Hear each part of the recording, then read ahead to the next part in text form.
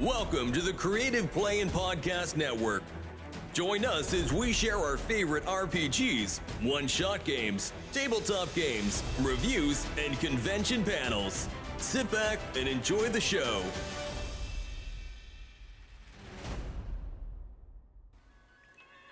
Hi, this is Kelly, aka Trixie from Ragnarok and Roll, assigned to Ragnarok Story, and Tilda Wimblewick from D&D Journey of the 5th Edition. First off, I would just like to say thank you to everyone for listening to our varied adventures, as well as for rating us on iTunes and RPGpodcast.com. If you haven't rated us yet, we would greatly appreciate it if you could. And if you're looking for more ways to support our efforts, we are now on Patreon, a great site where you can help us continue making more podcasts, as well as some special surprises for our patrons.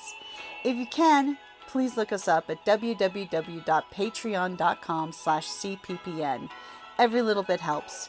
And again, thank you for listening. Hey guys, Jim here And Kelly?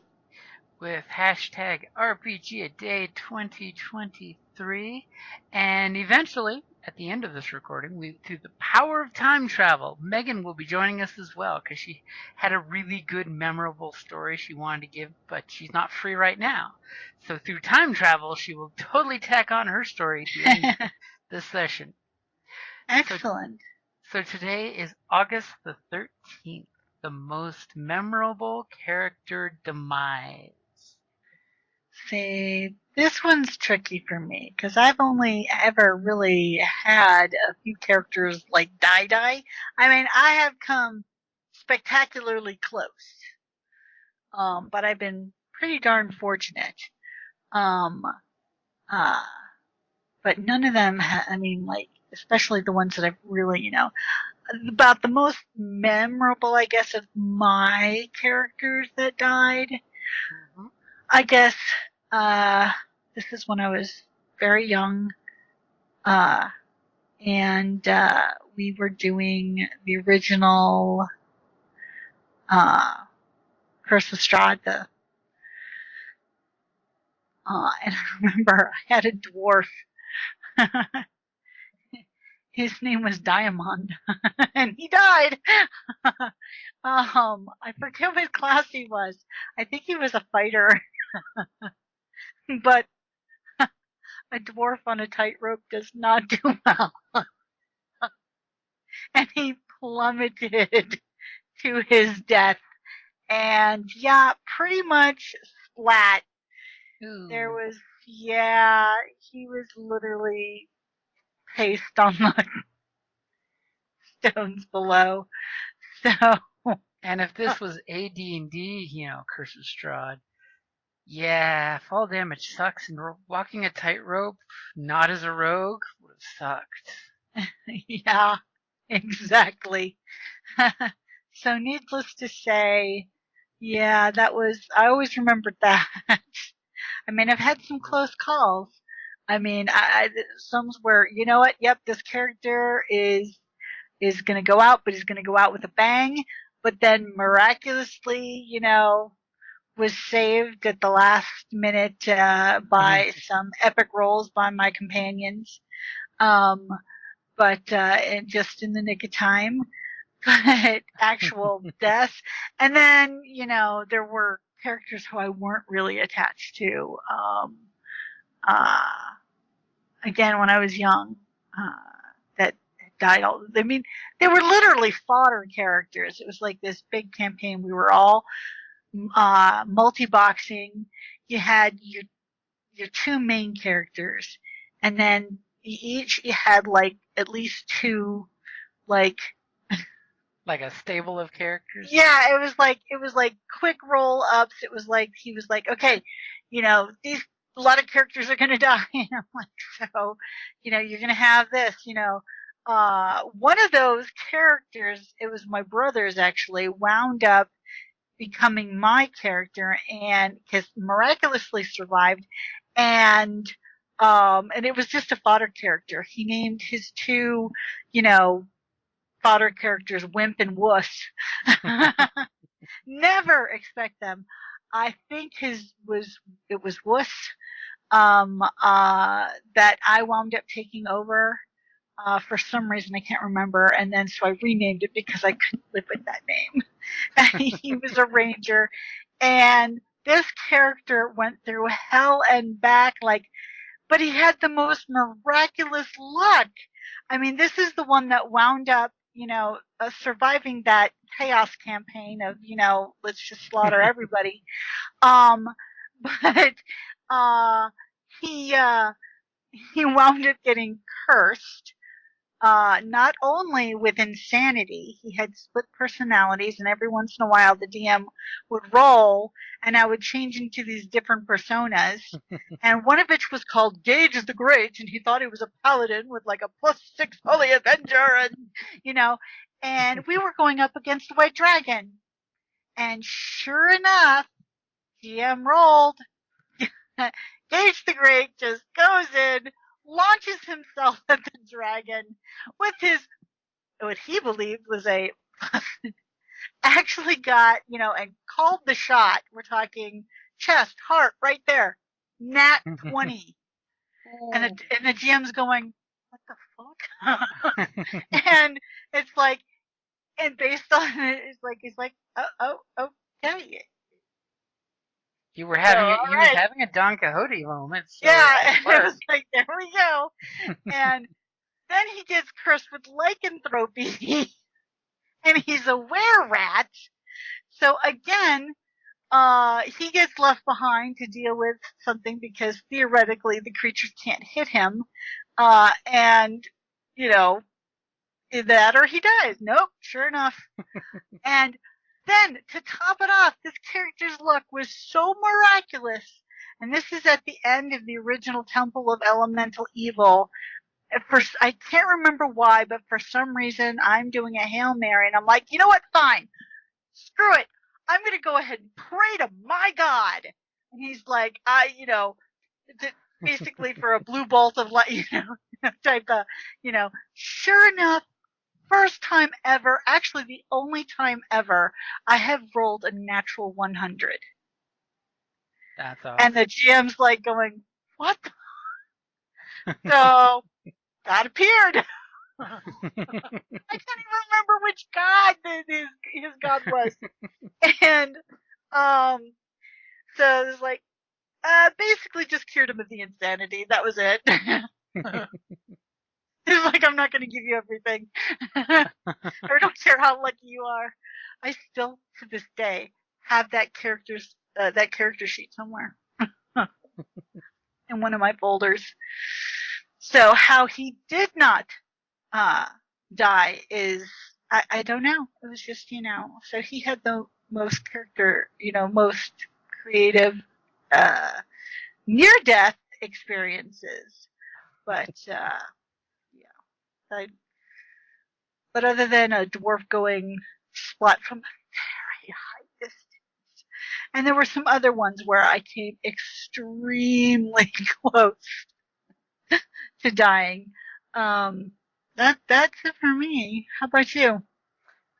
For me, I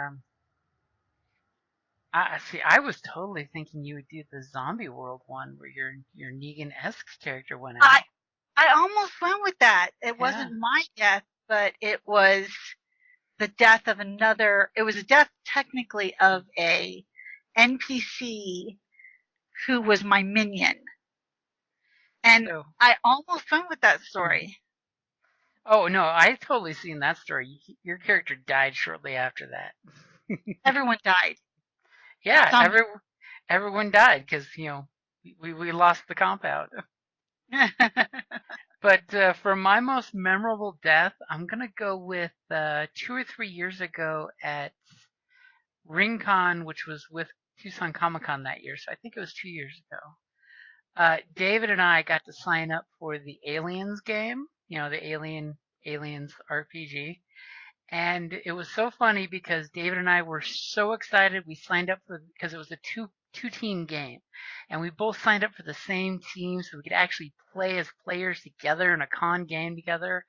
And all of a sudden when we get to the game, the GM and his wife are talking and they're like, so has anybody played Alien before? And I, of course, had to raise my hand. Yes, I played as a player and as a GM because I wanted to play it before I ever GM'd it. And they're like, we hate to do this to you, but are you okay playing a synth?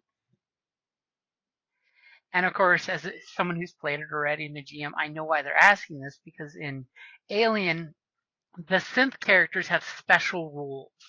And these are, hardbound rules that the player cannot break these rules because it's your basic programming. So there's always like a shtick that you do as your synth. And then there's also the basic rules of, if your synth is programmed not to kill people, you will not let someone die in your vicinity. And part of the fun part of that one is like, okay, I admit I know how to play it. And he's like, I hope you don't mind, but your buddy is signed up for the away team mission. The synth is on the ship mission. Because as the story went, is we found a station that was in distress. We sent an away team, and meanwhile we parked outside and floated by. We're floating in synchronous orbit. And the whole idea was that we would think they're going to get jacked up by the aliens, not us. And then when we thought there was an alien on the ship, all kinds of wacky stuff happened, but it ended up being true. We actually had a xenomorph on the ship, thanks to the away team sending a wounded person back. But as the game started, the GM's wife kind of came over and whispered in my ear real quick, saying, just roll with it when things start, because it's going to start really weird, and you're probably going to die in the first 5 minutes, but it's just a dream sequence. And literally, I roll with it because this dream sequence starts where one of the guys wakes up, sees explosions in the ship and gunshots, and finds me. And then the GM asks me what I'm doing, so I'm describing what my medical synth is doing. I'm attempting to administer first aid to a wounded person. And then the GM says, yes, you see the synth do that. And then the synth puts 2 bullets in their patient. And I immediately look at him and say, yes, the patient was unable to be saved, so a mercy killing was the only thing I could do. Because, of course, I'm just rolling with whatever the GM's saying at this point, even though I know synth, and I see on the character sheet, she is specifically programmed to not allow harm to her organic, members of her crew. But that wasn't the actual death, because the dude immediately went up and gangstered me right then and there. Just put a gun to my head and put me down. But then we find out that that's him having a dream sequence in cryo. Well, through the adventure, we end up having a xenomorph on the ship, and we fight it and free it. We actually beat the xenomorph pretty easily in the ship, because we all used tactics. We had the science officer who I disliked because he's corporate and he stole my job on the ship. So I always was pushing my crewmates, who were long-term crewmates, to hate that character, which the player over there loved because he ended up playing into it as the corporate guy. And on that one, he ended up jumping into a life ship and escaping before as soon as we found an actual xenomorph, he spaced himself to get rescued. And it's like, ha, you stooge, now I'm chief medical officer. But at the end of the game, the captain had a massive breakdown of this big freighter ship and set the engines to explode. So the engineer who executed me in the dream sequence, mind you, and I went to go stop the explosion because, of course, my programming, that's going to kill my crew. I've got to stop it. I've got to actually take action. No sitting back like the rest of the folks on the ship that were just going to not do anything about it. So as the engineer and I are running, and we've actually, since he killed me earlier, he was actually going out of his way to be nice to me in game. It was so cute watching the player and the player character responding to the dream, going out of their way to be nice to me after they executed me, so there's no hard feelings. And as we're running, and my engineer's got the only real weapon, it's basically his bolt gun. It's a nail gun that he's converted to a ranged weapon. And as we're running, I'm reminding him, if any harm was to come to one of my crew, I cannot allow that to happen, including the captain. Because at that point, the captain has already goaded us that their secret's going to get out because they realized that on their previous crew, they actually murdered a bunch of crewmates and basically cashed in on the insurance fraud. So, the captain is like going down with the ship this time. And I had to warn my engineer buddy there multiple times, I cannot let any organic member of my crew come to harm. And so we get to this scene where I go to try to shut off the doomsday device on the ship, but the captain's got the code, so we have to get the code from the captain. And immediately, as the game played out, the captain tried to shoot at my engineer. And I totally reminded him as my last action was to grab and use myself as a human shield to protect my engineer. That I cannot allow him to hurt the captain. And at that beautiful moment, the captain rolled crits on me. And I've already taken a bunch of damage because I used myself as bait for the xenomorph and stuff earlier in the mission. So none of my organic crew members would put themselves in danger. So the captain critted and killed me right then and there. And the GM was so cool and was like, "What is your last words?" And I look at my engineers. We were running. I turn around running backwards, and then I basically bear hug my engineer to take the bullets for him. And my last words were to whisper in the engineer's ear as my white fluids are spraying all over the engineer. I am no longer functioning and can no longer prevent harm to my captain. And immediately my engineer took the shot and killed the captain in one shot. That's awesome. Just in the nick of time for the engineer to still have time to get the access code and to shut down the reactor from exploding. So of course, and the GM was funny because it's like, and if you'd like, I would even say that the engineer could rebuild you if he had time. And I'm like, I'm good either way. It's up to the engineer. And of course, the engineer's like, "Oh, you bet your ass I'm rebuilding you. I'm rebuilding you and probably reprogramming you. You are no longer going to be able to protect people who are attempting to harm your fellow crewmates." But of course, it was a Rincon one-shot, so that was my best takedown, that I basically gave my life to save the guy who saved the game, because the other crewmates were all either ran into life pods and left, or were waiting in the bridge for some miracle to happen to save them because they had no technical know-how to defeat the self-destructing mechanism. Lovely. But that's one of my poetic deaths that I really like when a character can have. I'm totally a fan of if you're going to go out, you pick your poison and you go out poetically. Oh yeah, no, I tried to do it in the one shot in Rincon that same year, actually, in a different game. It was a Deadlands game. Mm-hmm. But in the so right as I was about the guy who was playing the preacher character did what I was going to do and sacrificed himself to save the team. Aww. So it was cool, which was exactly what I was going to do, because it's like, it's a one shot. Let's go out big, Yep. Write it like you stole it, Exactly. Don't hold back. That is one thing I love with one shots, is you can always have those cool endings that you're not brokenhearted that you have to roll up a new character next week. So you're willing to totally toss it out there and go balls to the walls crazy gonzo. Oh yeah. Well, remember when we were doing the what was it, the Princes of the Apocalypse? Mm-hmm. Their Soulless, and we were in the one, and there was that that paladin with the shark. Yep. And my character literally was. I was like, okay, I'm gonna go out, but I'm gonna go out like a boss, and it's like, and I was like, and I did. I sacrificed myself. However, oh God, what was Jocelyn? Jocelyn's character was the monk. Yep. And I forget what she did, but she pulled my ass out of that, I thought, no-win situation. Mm-hmm. And we actually wound up totally dominating the encounter. I mean, I barely lived, mind you. Mm-hmm. Barely. You were almost swam off with the shark food. Oh, yeah. And it was so funny because then later on, when we were doing the wind element and we were in the tower. Mm-hmm. When she made her sacrificial jump. Yeah, and it's like, well, no, she didn't know it did it. It was, she was goaded into her character to jumping out the window to chase the guy. And she would have died.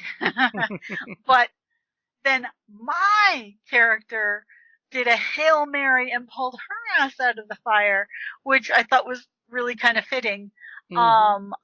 It was like if I hadn't gotten that nat 20 when I did, it would have been, and I loved her character. Oh my God, that monk was a hoot. Oh yeah. Um, uh, so it was like, but it's same campaign, different sections. It was like, yeah, but I was like, yeah, no, I'm gonna die, and I'm like, it's okay, Carrie my sister was getting upset, and I was like, no, it's gonna, if I'm gonna go out, I'm gonna go out beautifully, Mm-hmm. it's like for a reason, and I love that character. I really, it's like, but for the story, I'm willing to, but I didn't have to, so she's still kicking. She's not in an active campaign, but she's still kicking. Yep. But yeah, I mean, if your character's gonna go out like a boss and just own that shit, because it's better that than like some cheesy death where some cheesy lowball orc gets lucky and murders the wizard with 4 hit points pretty early in the game. So when character death happens, make it meaningful. Yeah. Make it totally, work in your group's favor. That if you're going down, you're covering the group, and hopefully when your character's younger brother, who happens to be the same class, shows up and wants his brother's belongings so he can take his brother's place. As his brother's last will and testament stated, if I die, come take my place and take my stuff. There you go. So you make sure to own that character demise.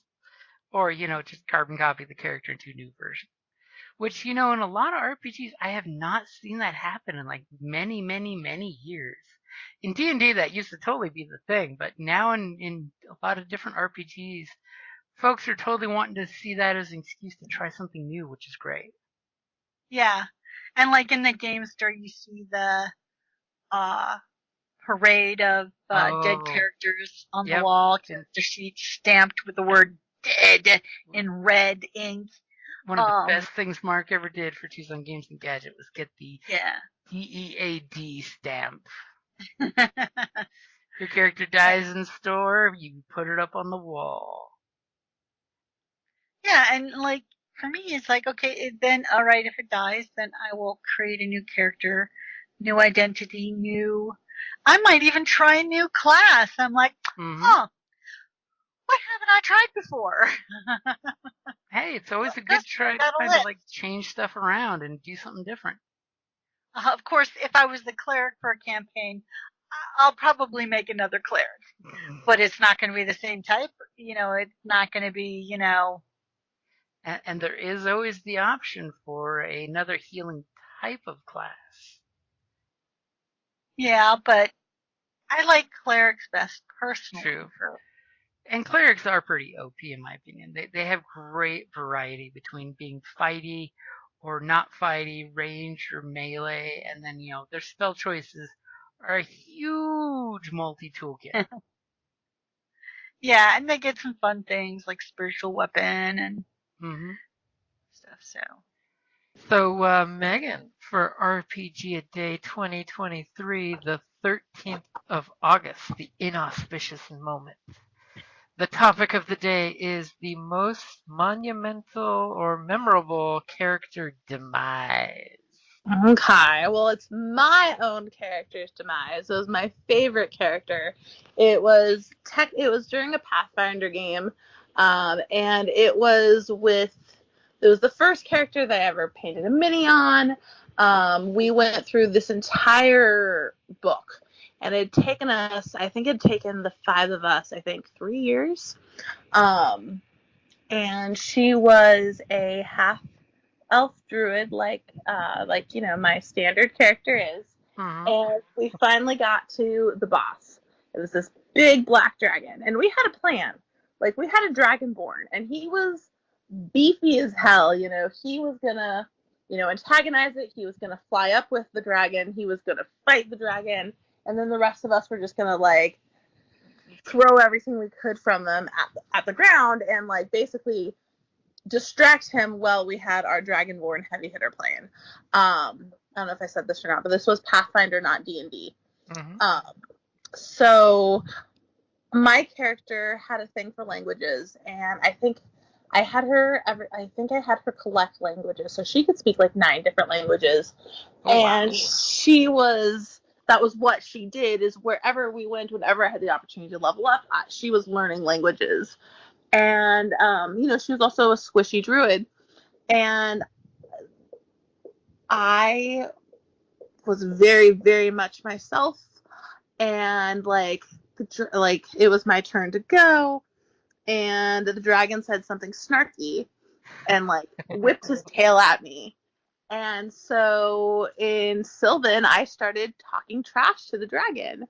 And the DM kept going, he kept giving me outs. He kept on going, okay, well, Megan, okay, yeah. And I just kept running my mouth for 3 or 4 turns in a row. And just running my mouth, trash talking the dragon in Sylvan.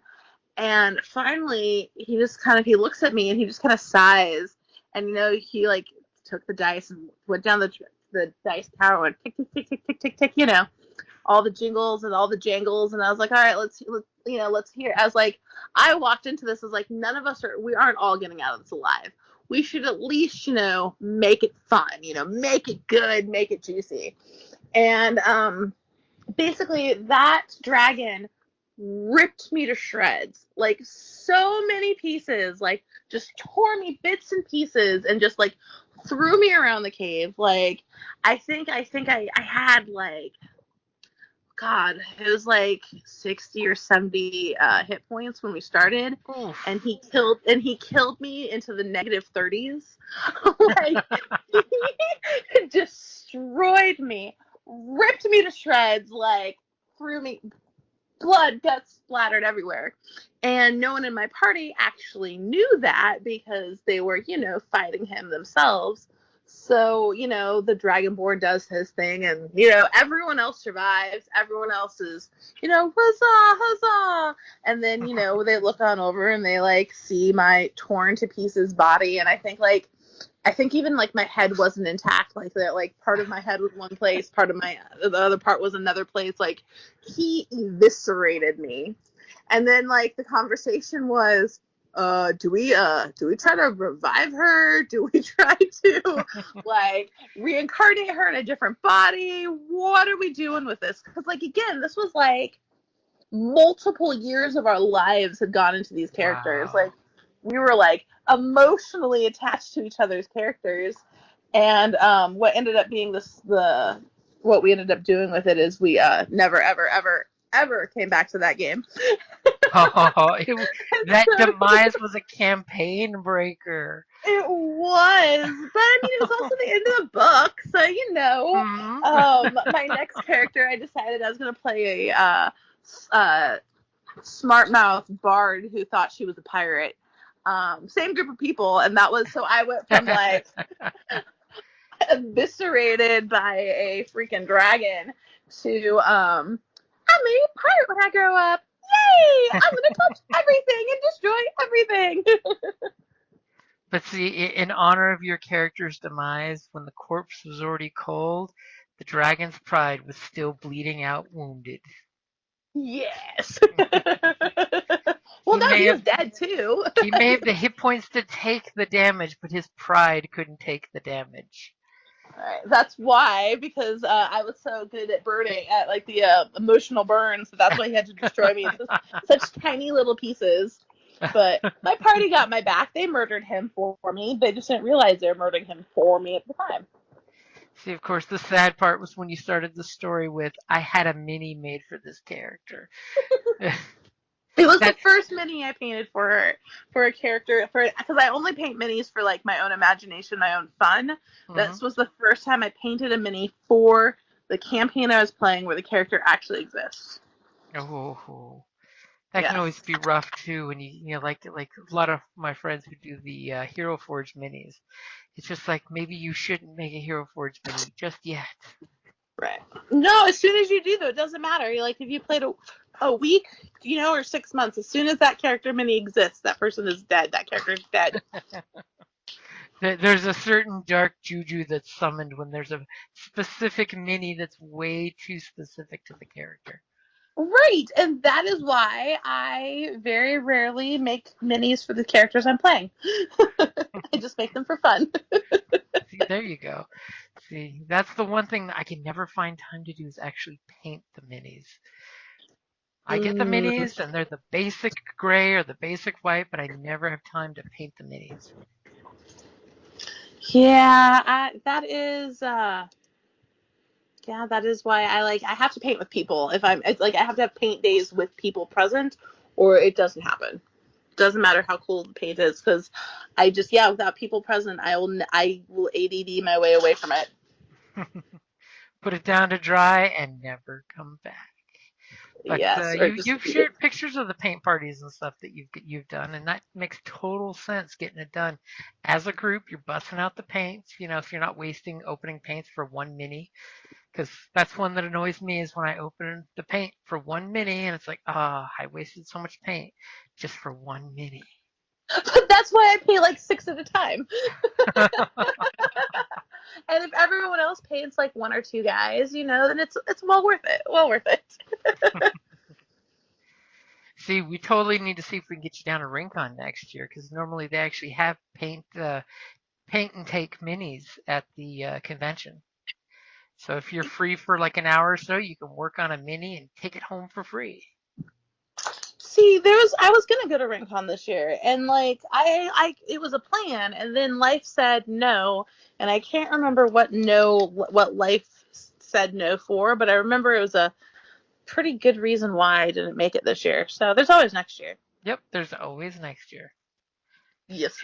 We'll just have to plot, before when we find the actual con dates for next year, and plot it out and see if life will hopefully not get in the way. I'll have to put in my time off request months in advance, and that way I have a chance of actually being able to make it. And then Kelly just said you can come do the murder mystery. Yes. Murder mysteries are the best. Just let me be the bad guy. Just don't tell anyone. Ooh. Apparently Megan wants to be an NPC bad guy. Yes.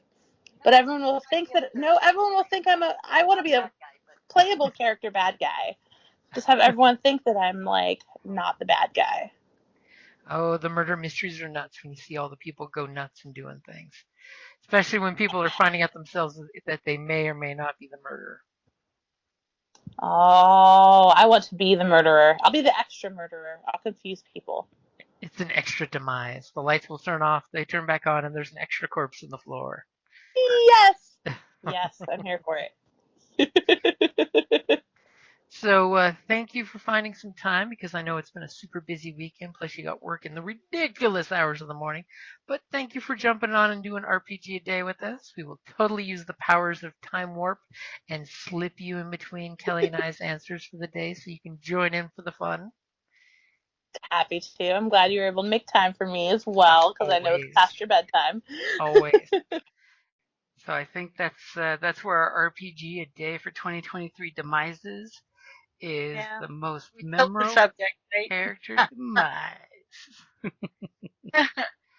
And then tomorrow we've got favorite convention purchase. You're gonna have to think about that one. Oh, I am. I mean, you've already mentioned the Scion stand-ups that we picked up at Rincon. Yeah, but you'll have to think about it. Yeah. Alrighty, guys. We will say that is a good place to wrap it up there. And have a great night. Bye. Thank you for listening to the Creative Play-In Podcast Network. If you enjoyed our show, please check out D&D Journey of the 5th Edition and Ragnarok Enroll a Scion Hero to Ragnarok Story. Also, check out our Patreon page for more content and behind-the-scenes things, as well as joining us for a one-shot game or two.